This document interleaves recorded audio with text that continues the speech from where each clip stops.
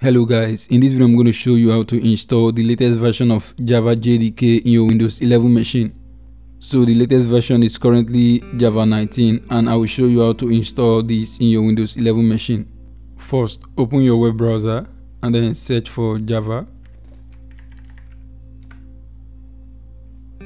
So you're going to see a link to oracle.com over here, so click on that. And then you can see the latest version of Java, which is Java SE 19. So click on Java 19.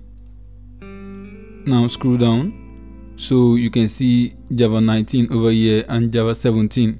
You can see for different distribution. This is for Linux, Mac OS and Windows. So click on Windows since we are using a Windows machine.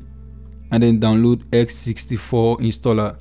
So you can see the link by the right. So click on it and it should start downloading. So guys, you can see it has successfully downloaded. Now let's close this browser and then open our downloaded folder. So you can see Java 19 on our downloaded folder. So let's run the installer. Left click twice. Now click on next. Select the location you want to install your Java program, or you can just leave it at this default location. This is okay. Next.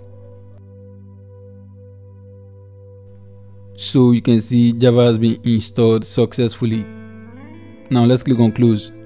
Now to confirm the installation, open your command prompt and then type in this line to confirm Java version,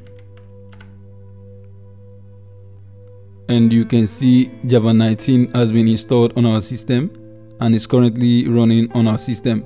So basically, this is how to install Java 19 JDK on your Windows 11 machine. If this was helpful, kindly hit the subscribe button and turn on your post notification. Thank you for watching and I will see you on the next one.